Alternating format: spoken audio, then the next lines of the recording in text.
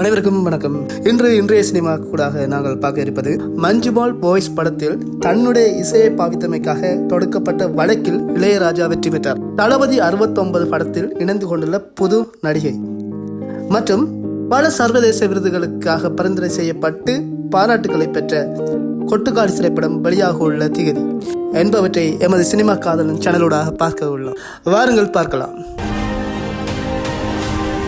Manjummel boys என்ற மலையாள திரைப்படம். கொடைக்கானல் ட்ரிப் செல்கின்ற நண்பர்கள் கூட்டம் குணா குகை பார்வையிடும் போது தவறுதலாக ஒரு நண்பன் குகை பள்ளத்தாக்கில் விழ அவனுடன் வந்திருந்த நண்பர்கள் அவனை காப்பாற்ற எடுக்கும் முயற்சியை அடிப்படையாக கொண்டு வெளிவந்த இத்திரைப்படம் அனைவரையும் கவர்ந்து 200 கோடி ரூபாய் வசூலை குவித்திருந்தது.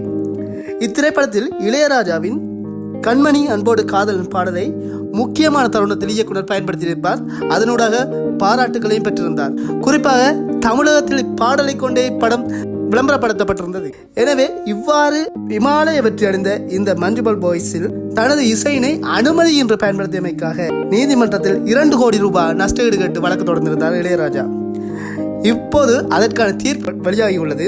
நீதிமன்றத்தில் இளையராஜாவின் பாடலை அனுமதி என்று பயன்படுத்தியமைக்காக ரூபாய் 60 லட்சத்தினை மஞ்சுபால் பாய்ஸ் தயாரிப்பாளர் வழங்க வேண்டும் என தீர்ப்பளிக்கப்பட்டுள்ளது. தளபதி 69 திரைப்படத்தின் பேச்சுக்கள் தற்போது பரவலாக தொடங்கியுள்ளது.